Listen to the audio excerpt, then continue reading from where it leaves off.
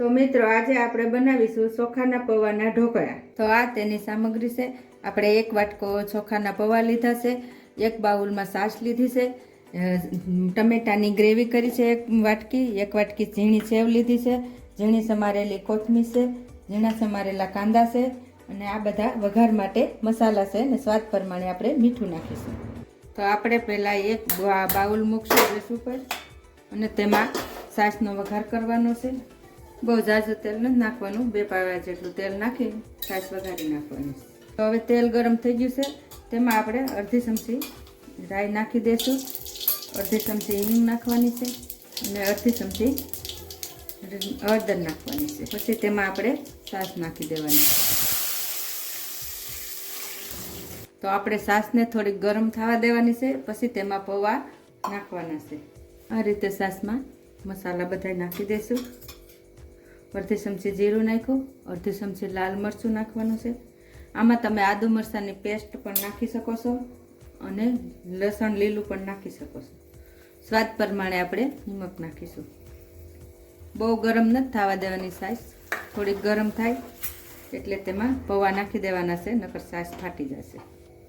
થોડીક ગરમ થઈ ગઈ છે, આપણે તેમાં હવે પૌવા નાખી દઈશું અને પછી તેને હલાવી નાખવાના છે। આ રીતે ઘાટું થાય એ રીતે બનાવવાનું છે। તો હવે આ પૌવા સરસ થઈ ગયા છે અને આપણે એને એક થાળીમાં ઢાળી દઈશું। તેને આવી રીતે દબાવી દેવાના છે। હવે આપણે એક બાઉલમાં ટમેટાની ગ્રેવી બનાવીશું। આ રીતે તેમાં આપણે 1 પાવ જેટલું તેલ નાખીશું। તેલ ગરમ થઈ જશે તો આપણે તેમાં અડધી ચમચી રાઈ નાખી દઈશું અને પછી તેમાં કાંદા નાખી દેવાના છે। કાંદા બ્રાઉન કલરના થઈ જાય ત્યાં સુધી તેને તળવા દેવાના છે। સરસ કાંદાનો કલર ફરી જશે। હવે આપણે તેમાં ટમેટાની ગ્રેવી ઉમેરી દઈશું। થોડીક વાર ગ્રેવીને તળવા દેવાની છે, પાણી થોડુંક બળી જાય ત્યાં સુધી,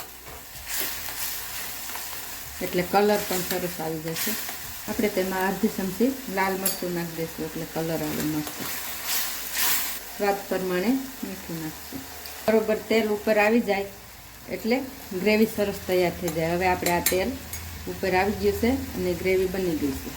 હવે આપણે આ ગ્રેવી પૌવા ઉપર આવી રીતે રેડી દેવાની છે, પછી તેને આખાઈમાં પાથરી દેવાની છે આવી રીતે। હવે આ ગ્રેવી આમાં સરસ પાથરી દીધી છે। હવે આપણે આમાં ઝીણી સેવ ઉપર વેરી દઈશું આવી રીતે। હવે આ સરસ પૌવાના ઢોકળા બની ગયા છે। આપણે તેના ઉપર ઝીણી સમારેલી કોથમીર આવી રીતે નાખી દઈશું।